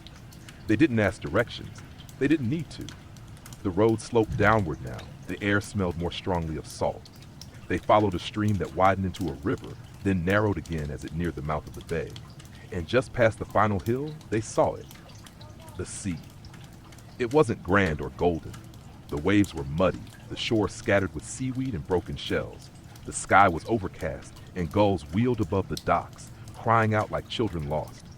But it was the sea, and in the harbor below, tied to a weather-worn pier, was a ship, small, low to the water, but ready. Magda touched his shoulder. "That's the one," Hal nodded slowly. They had made it. The last step still waited, but for now they had reached the edge of the known world, and all that remained was to choose, to board the ship or return to the land that had tried to bury them. The docks of the coastal town were quiet in the morning mist, the sound of waves lapping gently against the hulls of anchored ships echoing like whispers from the deep. Hal and Magda stood at the edge of the wooden pier, staring at the vessel that would carry them away from everything they had known. The ship was narrow and low, built more for speed than for burden. Its sails were furled, its crew mostly absent, save for a figure leaning against a crate near the gangplank, a man with weathered skin, eyes like polished driftwood, and a permanent frown etched into his face. Magda approached first. Hal followed, his footsteps hollow on the damp planks. "You're Marnin?" she asked. The man nodded once. "You spoke with the scribe in Bratton's Hollow?" Another nod. "We have what he promised." She pulled a small pouch from her cloak, the gold they'd carried since the merchant's house. Fewer coins now, but still enough. Marnin didn't open it. He simply gestured to the ship. "Board by nightfall," he said. "Tide goes at second moonrise. I don't wait." Then he turned and disappeared into the town without another word. They walked through the town slowly, their eyes constantly drawn back toward the sea as if afraid it might vanish.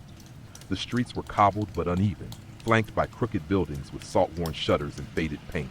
Most of the townsfolk paid them no mind. Travelers came and went here.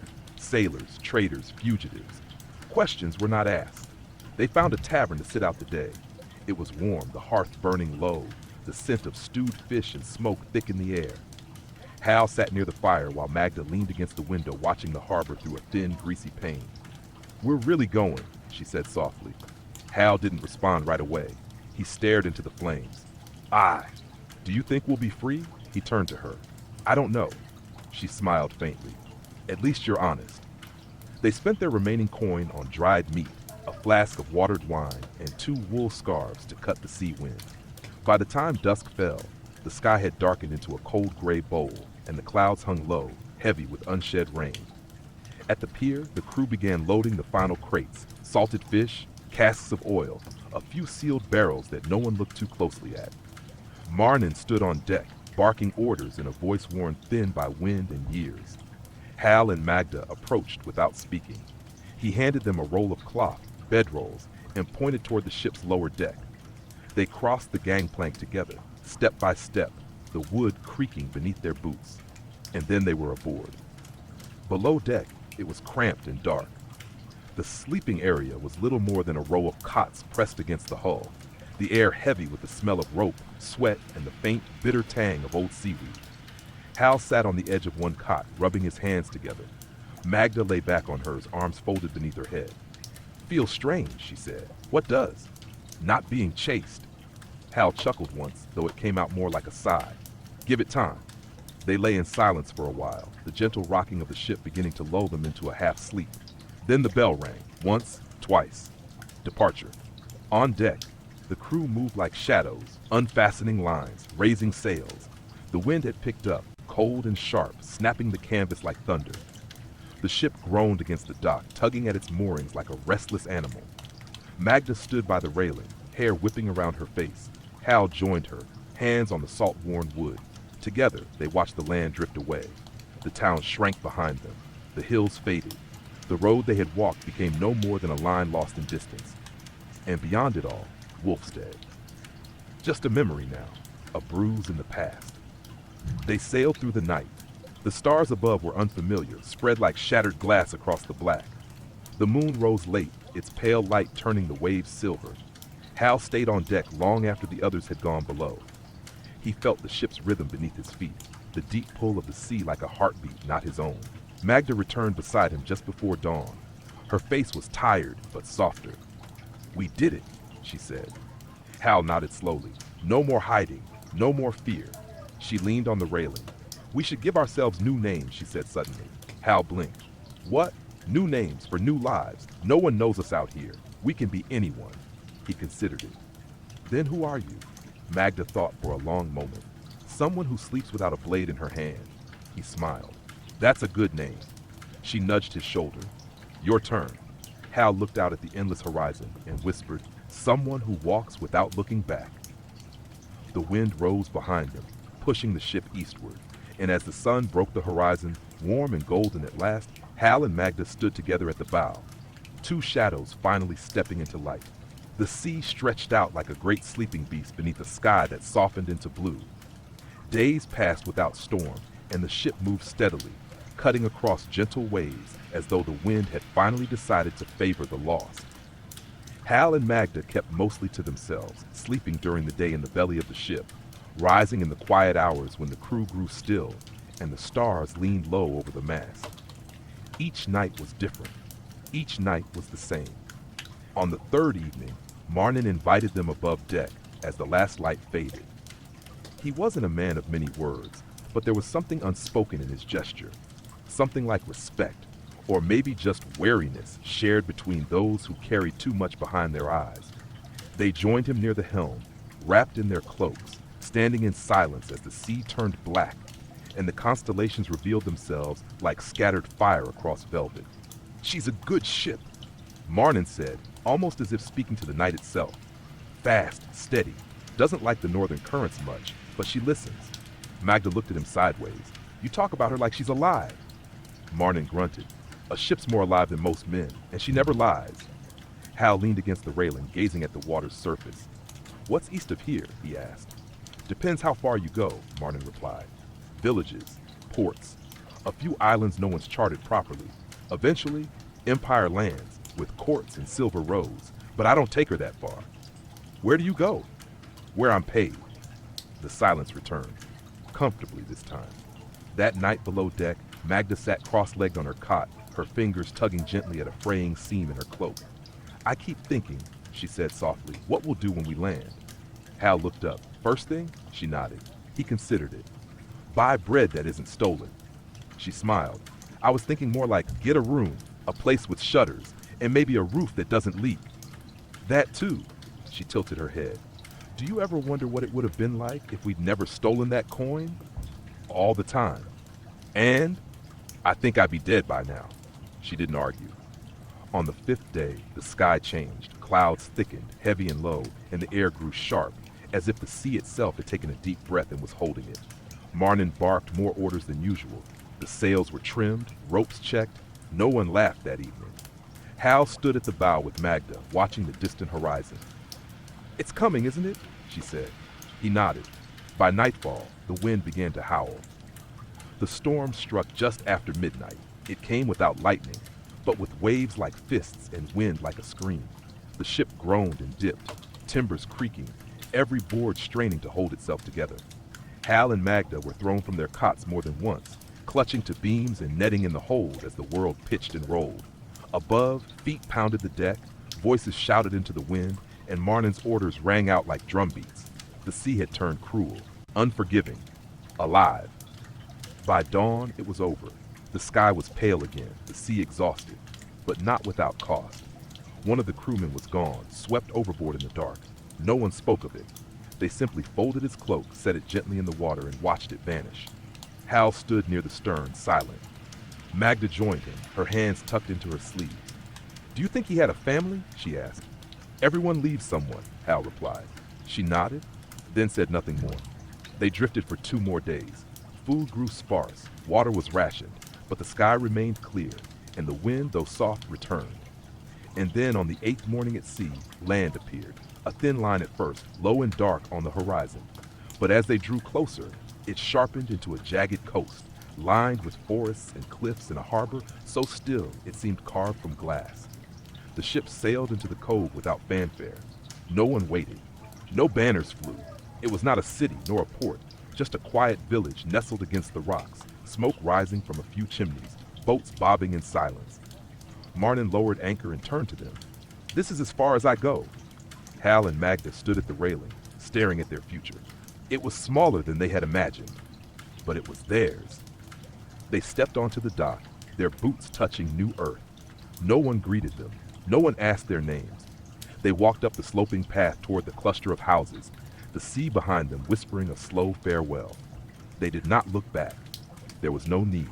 The village had no name carved into wood, no crest painted on doors, just stone homes with moss on the eaves, gardens of onions and rosemary, and old men who sat near the well with pipe smoke curling from their mouths like memory made visible. It was a place forgotten by the world, not hidden, not secret, simply left behind. And that, for Hal and Magda, was perfect. They didn't announce their arrival. No one asked who they were. One woman, round-faced and sun-wrinkled, simply nodded as they passed and returned to her herbs. A barefoot boy with straw-colored hair stared at them, then chased a dog into the tall grass. The village didn't welcome strangers, but it didn't fear them either. Here, silence was not suspicion, it was survival. They rented a loft above the cooper's shed, paying with 2 silver coins that Magda had tucked into the seam of her cloak. The cooper's wife, a widow named Anselma, handed them a key and a loaf of sour bread, and said only, "Roof leaks in the back corner. Don't leave the window open on a west wind." Hal nodded. That was enough. The room was small, bare walls, 1 narrow window, a straw mattress that smelled faintly of sea brine, but it had a door that locked, a basin for washing, a hook for cloaks, a home, however temporary. That night they slept without boots on. For the first time in weeks, they didn't dream of running. Each morning they rose early and walked the edge of the village. The shoreline curved away from the dock into wide fields bordered by forest. Here, small plots were tended by calloused hands, cabbages, leeks, and broad beans. No market stalls, no shouting vendors, just quiet barter, wordless gestures, and the occasional muttered thanks. Magda found work mending fishing nets. Her fingers, already nimble from years of unlocking doors and lifting purses, learned quickly how to thread and tie. The village women accepted her quietly, offering her fresh cider and worn gloves without asking where she'd learned to work a needle so fast. Hal helped the cooper split logs, carry casks, and mend tools. His back ached each night, but the pain was honest. It was different from the weight of fear. It made his hands strong again. They ate simply, bread, dried fish soaked in brine. They spoke little, and slowly, day by day, they began to feel real. One afternoon, Magda returned to the loft with a smile playing at the edge of her mouth. Hal looked up from the bench where he was repairing a broken stool. "What is it?" he asked. She held up a scrap of parchment, thin, yellowed, ink-smeared but legible. "Property for let," she read. "Old storage shed by the northern bluff. Stone walls, roof intact, owner passed, no heirs claimed. First coin takes it." Hal raised an eyebrow. "A shed?" She sat beside him. "It's more than a shed. It's dry. It's out of sight. And it's ours if we want it. He looked at her. And what would we do with it? She leaned back. Anything, everything. Build something, mend something, rest. He stared at the parchment for a long while, then nodded. They paid for it with their last 2 coins, and Selma helped them carry straw and nails. The cooper lent them a hammer. A boy from the docks brought them driftwood planks for kindling. No one asked what they were doing. And so, by the 4th week, Hal and Magda had a place. It stood just above the sea, its back wall pressed against the cliffs, its door facing the rising sun. They cleared the moss, patched the thatch, and carved their initials into the lintel, not for vanity, but to remind themselves, we were here, we chose this. They slept on the floor that night, listening to the waves crash below.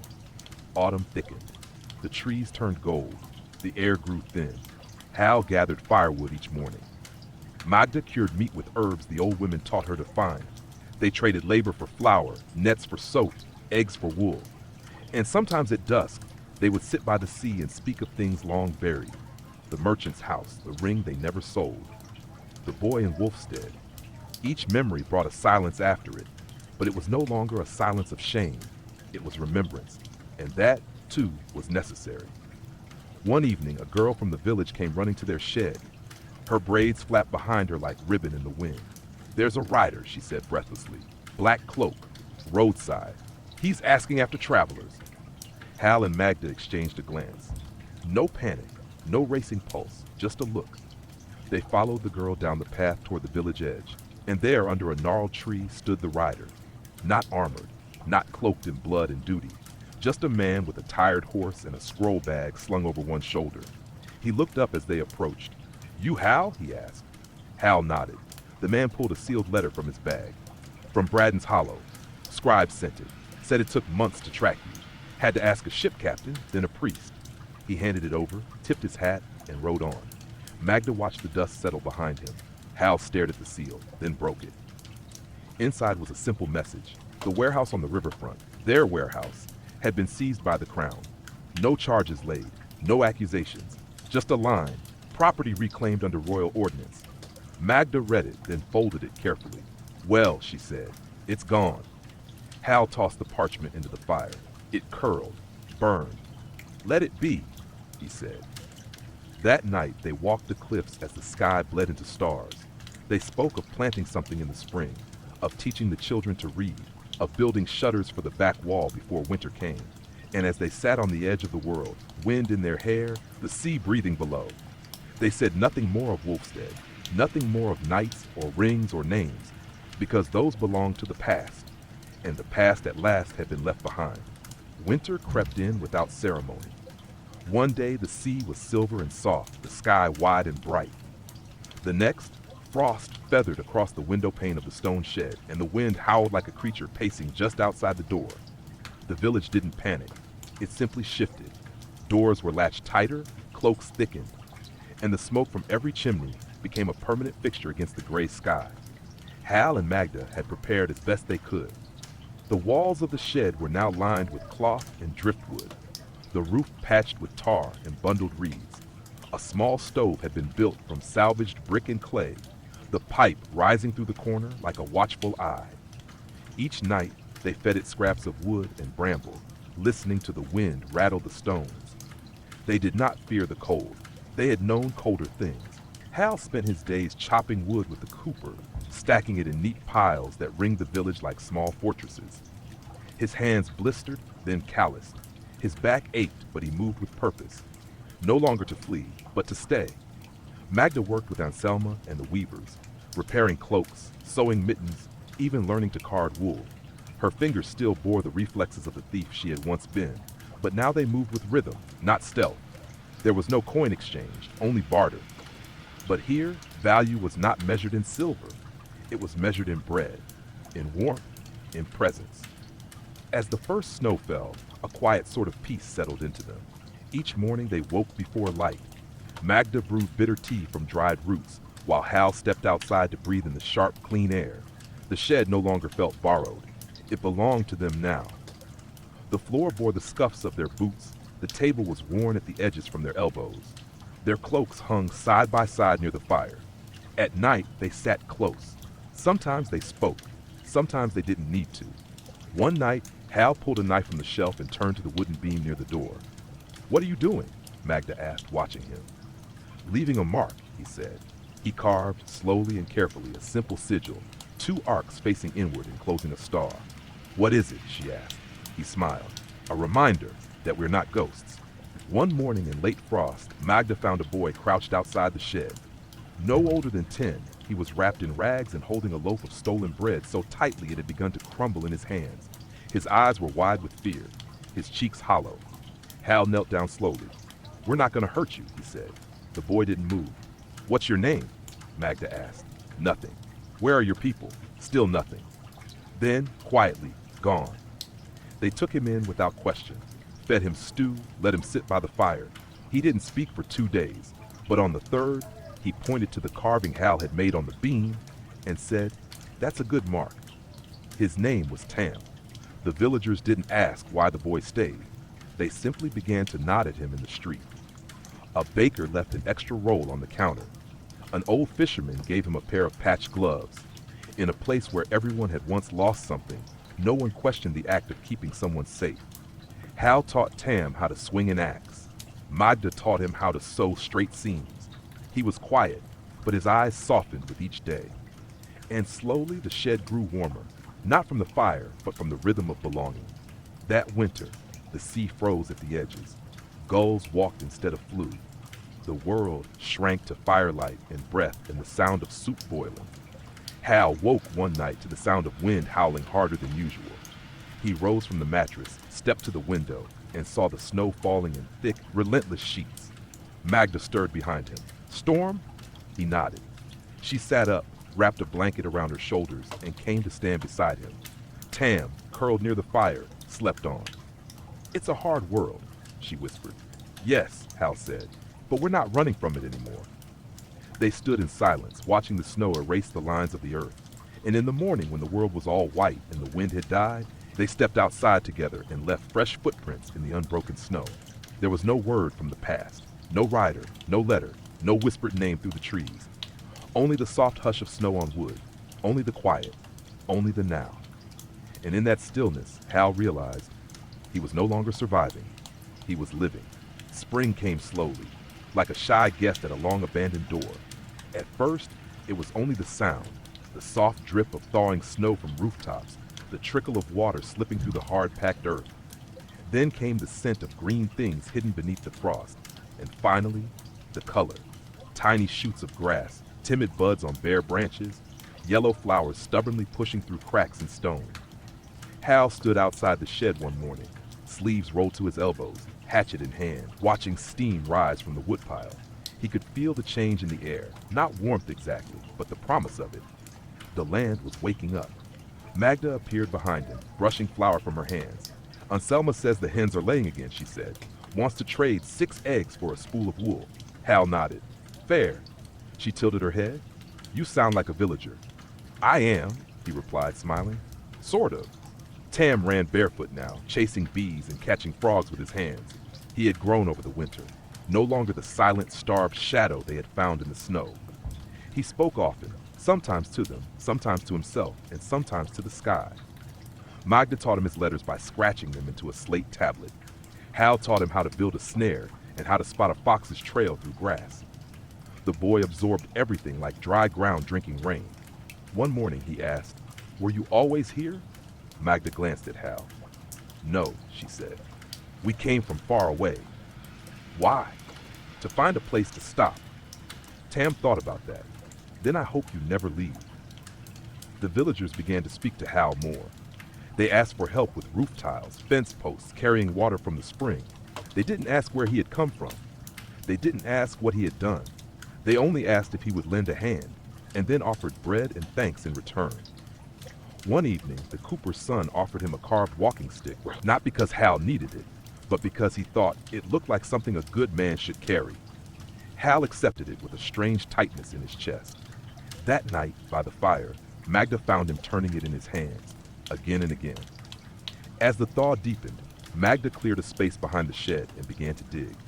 The earth was damp, dark, full of worms and stone. She built a garden with her bare hands, planting rows of chard, onions, and broad beans. She bartered for seeds, some from Anselma, others from a sailor's wife who claimed they came from across the sea. No one knew if they would grow here. Hal watched her from the doorway one afternoon, leaning against the frame. "You're planting like we plan to stay," he said.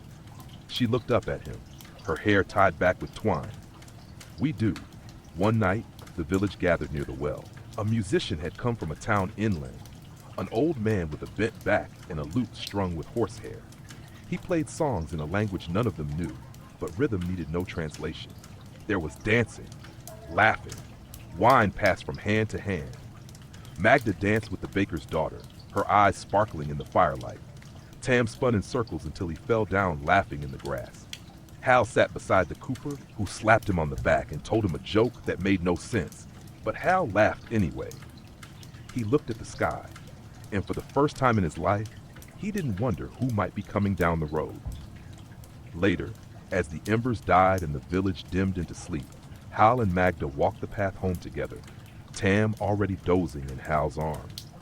She said, "If someone told me a year ago that I'd be dancing under stars beside a thief with a child asleep on his shoulder." He raised an eyebrow. "You'd have run?" "I'd have laughed." He looked down at Tam, whose thumb rested gently against his lip. "He calls this home now. So do we." They reached the shed. Hal opened the door, set Tam into his cot, and stoked the fire. Magda stood by the table, watching the shadows move. She turned to him. "Do you still think of it? Wolfstead?" He hesitated. "Sometimes." "Do you miss it?" "No," he said. "But I carry it." She stepped close, resting her hand against his chest. "So do I." The wind outside had softened. No longer a warning, now a lullaby. Inside, the room was quiet. The coals glowed. Magda lay beside Tam, pulling the blanket over them both. Hal sat for a while longer, carving a new mark into the wooden beam above the hearth. A circle this time, open at the top, letting in the light. He looked around the room, at the hooks they'd made, the tools they'd hung, the drawings Tam had scratched onto the wall with charcoal. This place was theirs now. Not borrowed, not stolen, earned and still earning. He set the carving knife down, stepped into the dark, and slept without fear. The heat of midsummer came with little warning. It descended one morning in a golden haze, blurring the hills and flattening the sea into a sheet of molten glass. Even the birds fell silent under the weight of it, perching in the shade with wings slightly spread, their beaks parted. The village slowed, conversations reduced to nods and half-sentences, work postponed until dusk. Hal rose early before the sun grew angry and joined the cooperator to help dig post holes for a new shed. The earth had hardened, brittle and cracked, but he welcomed the labor.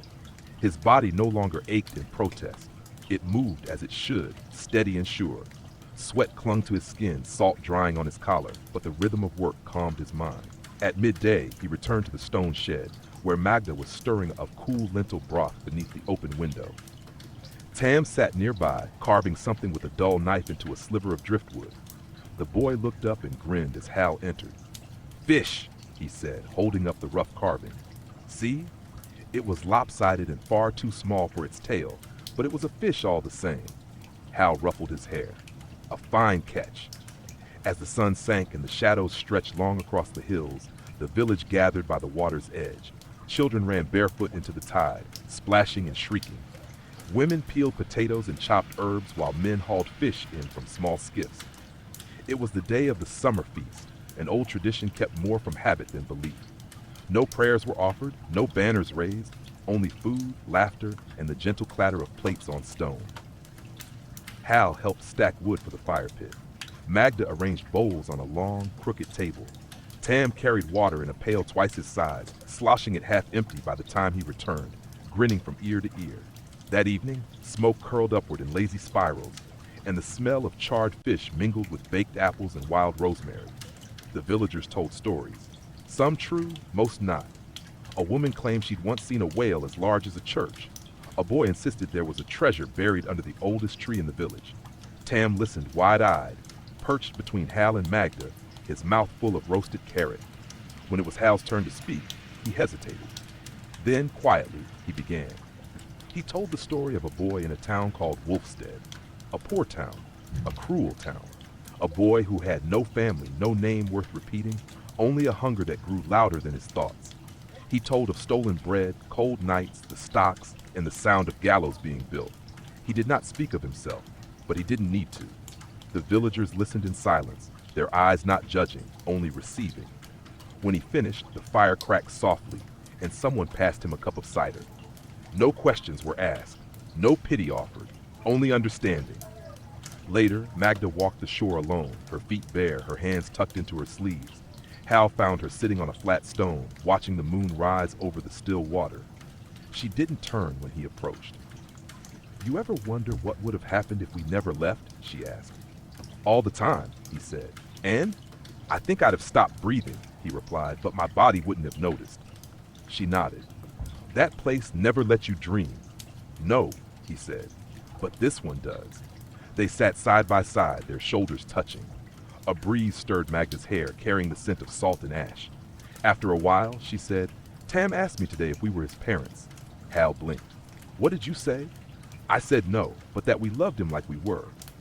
Hal watched the stars shimmer on the water's surface. "That's true," he said. "It is." She looked at him. "Do you think we are enough for him?" Hal turned to her, and for a long moment, he didn't answer. "Then, we're more than he ever had, and more than we ever thought we could give." When they returned to the shed, Tam was already asleep, curled beneath the blanket, the carved fish clutched in one hand. Hal placed a candle by the window, the flame flickering gently. Magda lingered at the door, staring at the sky. "What if someone from before comes?" she asked softly. Hal didn't answer immediately. He stepped beside her, placed a hand on her shoulder. "Then they'll find a different man," he said, "and a woman who won't run again." They closed the door and slept. That night, dreams came not in fragments of fear or chase, but in colors, in waves of golden wheat, in the sound of Tam's laughter echoing through sunlit trees, in the slow breath of a world rebuilt, one day at a time, by hands once taught only to take, but now, finally, learning to keep. Autumn returned with copper leaves and the scent of smoke in the air. The heat of summer retreated, softening into crisp mornings and long shadows. The sea turned darker, its waves more restless, and the fields whispered of sleep. The villagers began stacking wood in earnest, sealing windows, preserving fish and root vegetables in jars. There was a hush to the world now, as if everything was holding its breath before the long silence of winter. Hal and Magda worked steadily. Their days were full, not of fear nor desperation, but of quiet purpose. The shed had grown into something sturdier, an extra wall added with stone, a small chimney patched with clay, a garden fence built by Hal's own hand. Inside, the room glowed at night with warmth, and the air held the scent of dried herbs and boiled apples. Tam had started school with the village children, sitting each morning in the chapel room where the older widow, Sister Marin, scratched letters and sums onto a slate board. He was quick to learn, though sometimes he fidgeted, doodling birds and fish instead of copying prayers. But he returned home each afternoon with stories about the shepherd who claimed to talk to stars, or the lesson on how to measure a shadow by the hour. He was changing, and so were they. One morning, Hal stood by the cliffside, watching a storm move far out over the sea. The clouds were thick and blue-gray, and their undersides lit like iron by the hidden sun. The wind caught his cloak and pulled at his thoughts. Magda joined him quietly, arms wrapped around herself. "It feels like something's ending," she said. Hal didn't look away from the sea, or beginning again. She nodded, then held out a folded piece of paper. He took it. It was a letter, sealed with wax, unfamiliar, no crest. "Found it by the well," she said. "The post rider must have come early." Hal opened it slowly. The writing inside was neat, careful. He read it once, then again. "What is it?" Magda asked. Hal's voice was quiet. "The scribe from Braddon's Hollow." Magda tilted her head. "He's offering us a job," Hal said. Her eyes narrowed. "A job?" "A proper one. He's moved inland, says he runs a ledger office now. They need someone to keep accounts, inventory. He remembers my handwriting." "And me?" "He remembers both of us." She was quiet for a long time. "And he knows who we were?" "Yes." "And still?" Hal nodded. They stared at the sea a while longer, both silent with thought. That night, they sat at the table with Tam between them. A stew bubbled on the stove. The boy held a dried pear in one hand and a wooden spoon in the other. "There's a place inland," Hal said. Tam looked up. "A town called Elderglen. Bigger than this, more work, books to read." More people? Tam asked. Magda smiled faintly. Yes. Tam considered it. Are we going? We're thinking about it, then, like Hal said. The boy shrugged. Okay. Then he returned to his stew. Later, Hal and Magda stood outside beneath a sky thick with stars. Do you want to go? He asked. Magda thought for a long while. I don't know, she said. This place gave us peace. I don't want to lose that. Hal took her hand. We won't, not if we carry it with us. She looked at him. Do you think we're ready? For change? He said. Maybe. For being seen? That question lingered. Then Hal said, we're not who we were. No, Magda agreed, but we carry them. The boy, the girl, the hunger. He nodded. And the lessons. They didn't decide that night, nor the next. Instead, they waited, walking through the last of the golden season, harvesting what they had grown. Magda plucked apples from their small tree. Hal pulled carrots from the cold soil. Tam collected feathers, arranging them in strange shapes on the windowsill. Each action, small as it seemed, was a way of holding on to the present while sensing its end. A week later, a second letter came. Just 4 words. The offer still stands. Magda read it aloud, then set it beside the first. Tam was drawing birds again. He looked up. If we go, he said, can we still be us? Hal and Magda exchanged a glance. Yes, she said softly. That's the one thing we'll take with us, wherever we go. Outside, the leaves began to fall. Brown, red, gold. The wind carried them across the field, down the cliffside, into the sea. Some vanished, some returned. And in the little stone shed at the edge of the world, a family stood. Shaped not by blood, but by time, by choice, and by a past that had finally learned how to rest. The morning they chose to leave, frost had touched the edges of the fields in lace. Magda woke first. She sat at the table, alone in the early hush, the kettle simmering slowly on the stove, steam curling in soft spirals. She didn't speak. She didn't need to. The decision had been made quietly, not with words, but with the kind of stillness that only comes when 2 people agree without needing to say so. Hal joined her soon after, his hand brushing lightly across her shoulder as he passed. Tam was still asleep, curled beneath a wool blanket, his fingers clutching the wooden bird he'd carved the week before. They let him rest a little longer. They had time. They packed with care, not hurried, not frantic. The pace was calm, methodical. Hal folded the blanket from their bed and tucked it into a canvas roll. Magda gathered the dried herbs she'd kept hanging from the beams. Sage, thyme, yarrow. Tam bundled his slate tablet and the pouch of smooth pebbles he'd collected from the shore. They left behind the heavy things, the garden tools, the cracked clay jug, the small table Hal had made when they first moved in. But not before Magda wrote a short note and left it on the mantel. For the next hands that need a place. Beside it, she placed a small bag of seeds. The village watched them go without fanfare. And Selma stood outside her door, her apron dusted with flour. She offered them a loaf of bread and a quiet nod. The cooper pressed a small carving chisel into Hal's palm. For your hands, he said. The widow Marin handed Tam a worn book of parables, its cover nearly torn from the spine. Not all wisdom is in words, she murmured, but some is.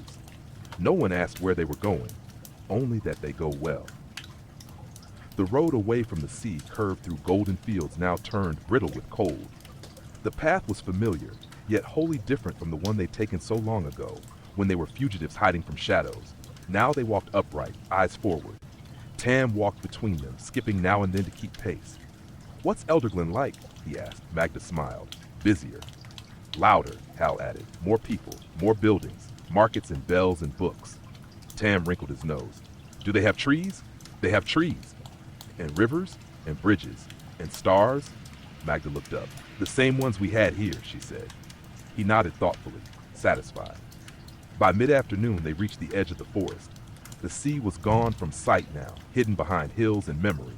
Before them stretched the long road east, a ribbon of dirt and frost winding towards smoke on the horizon. They paused. Magda turned once, looking back toward the path they'd come. She wasn't looking for regret, just remembering. Hal stepped beside her, his hand finding hers. Tam kicked a stone down the road. We should go, he said, and they did. The first night on the road was colder than they expected. They made camp beneath the shelter of an old ash tree. Its trunk split down the middle like a wound healed long ago. Hal built a fire from damp wood, coaxing it to life with careful breath and dried moss. Magda boiled a bit of water with what remained of their tea. Tam fell asleep with his head on her lap, mumbling a story about a fox who sailed the sea in a hollowed-out gourd. Hal watched the flames. Magda stroked Tam's hair, slow and gentle. "He's not afraid," she said. "No," Hal whispered. "Neither am I." They were quiet a while. Then Hal reached into his pack and pulled out the chisel. With his free hand, he picked up a small branch, stripped the bark, and began to carve. "What will it be?" Magda asked softly. He smiled. "A marker. For the road?" "No," he said, eyes focused on the wood. "For us." When they reached Elderglen 4 days later, the town was busy with autumn traders and carts creaking beneath crates of apples and wool. The streets were lined with stone, the buildings close together, windows aglow with hearth fire. A bell rang from a distant tower, and somewhere a child laughed. They found the scribe's office tucked between a bakery and a print shop. The sign was modest, carved with careful hands. Ledger and quill, Esther 379. Inside, the scribe greeted them with a look of quiet recognition. No questions, no mention of Wolfstead. Only the warmth of someone who had once held out a rope to drowning people and now saw them walking, unaided, through his door. "You're early," he said with a smile. "We left before we forgot how," Magda replied. Their new home was a small loft above the office, with 2 windows and a stove that took time to warm. Tam claimed the corner with the most sun, setting his slate by the sill. Magda filled the shelves with jars and dried roots, setting a pot to simmer on the first night. Hal, standing at the hearth, unpacked the wooden marker he had finished along the road. It was shaped like a leaf cut by 2 hands. On the bottom, he had carved a single line: "We are still here." He placed it above the door, and then he closed it behind him, not in fear, but in peace. Elderglen welcomed them in its own quiet way. No grand gestures, no banners, just the slow folding of their presence into the rhythm of the town, like a pebble dropped into a wide river, ripples spreading, then settling. Within days, they were no longer strangers. Within weeks, they were names. Hal took to his duties with the scribe easily.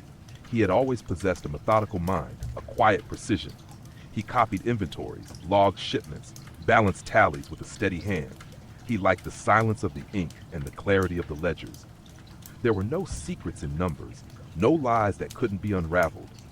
In the mornings, he opened the shutters before the scribe arrived, letting in the light. In the evenings, he stayed late, watching the dusk settle on the cobbled streets below. He didn't mind. He found a kind of stillness in it, honest work, free of shadows.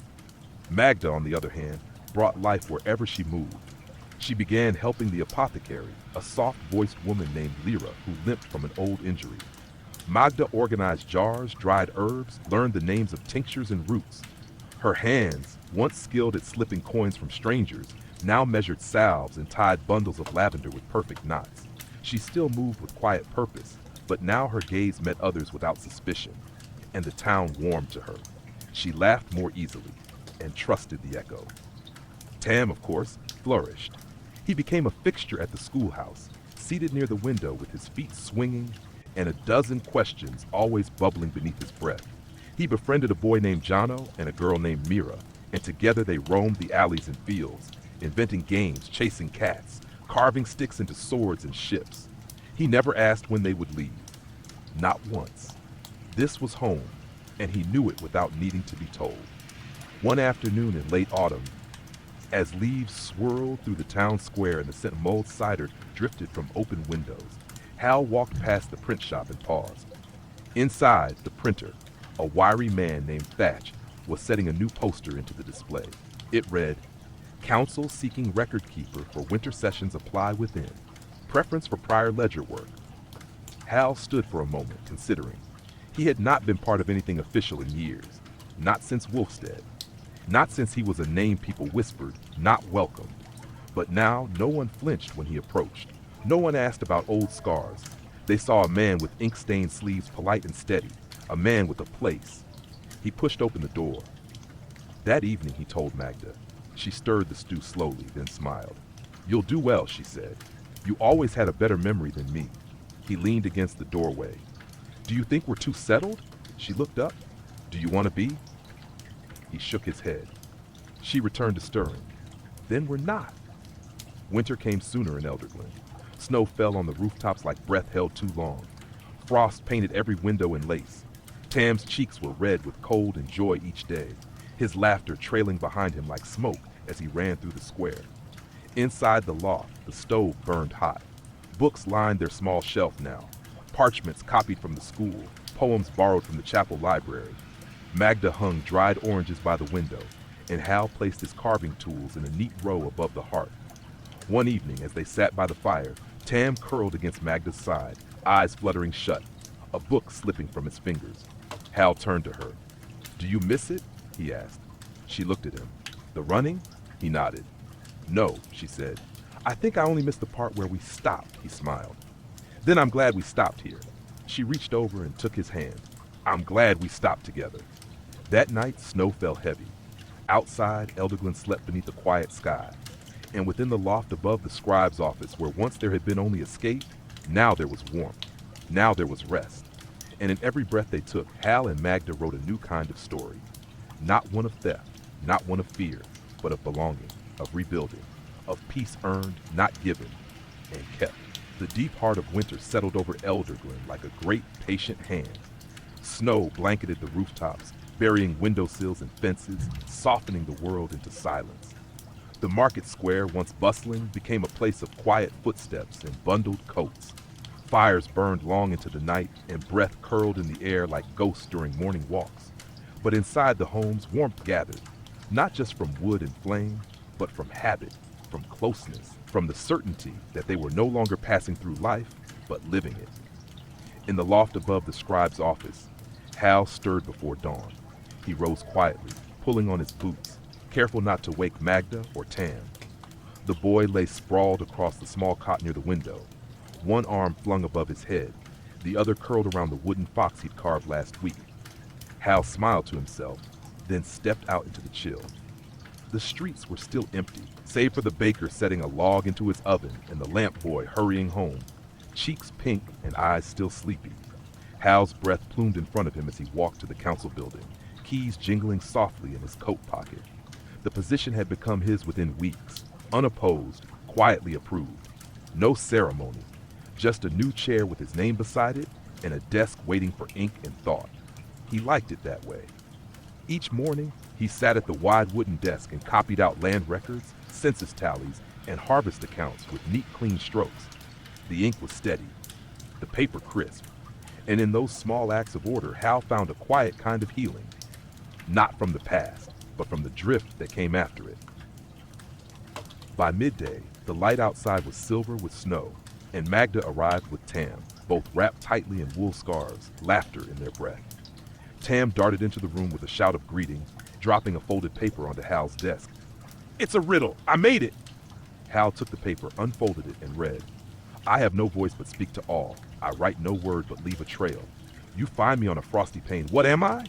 He looked up. "Frost," he said. Tam grinned. "You're too fast." Magda stood nearby, cheeks pink, hair dusted with snow. "He started writing them for everyone," she said. "Wants to leave them in people's boots." Hal laughed. "He'll be famous by spring." That night, back in the loft, they cooked a stew from lentils and cabbage, bread baking in a small tin near the coals. The smell filled the space, earthy and warm. Magda lit 3 candles and set them on the sill. Outside, the street glowed golden, snow falling in slow, lazy spirals beneath the lamps. Tam brought his slate and sat beside the hearth, drawing crooked stars in a boat with oars too long.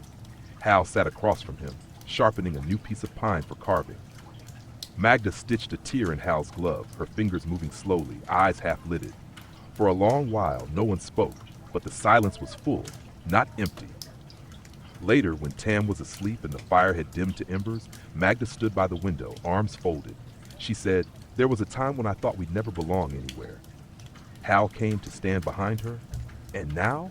She touched the glass, watching snow gather in the corners. "Now I forget sometimes that we ever didn't." Hal slipped his arms around her, resting his chin on her shoulder. The snow fell softly outside. Below, the village dreamed. Above, in the loft built not by stone but by slow, patient days, a family watched the world settle. As the night deepened, Hal reached for his journal, a habit he'd picked up since joining the council. He opened it, turned to a fresh page, and wrote, "Year 1, Elderglen. A home, a son, A life not borrowed, but built, and still ours. He paused, then closed the book gently. Magda had fallen asleep beside Tam now, one hand resting across his chest, the other curled beneath her chin. Hal watched them for a long time, and when he lay down, the final thought before sleep was not fear, not memory, but hope. Hope, steady and slow as the falling snow.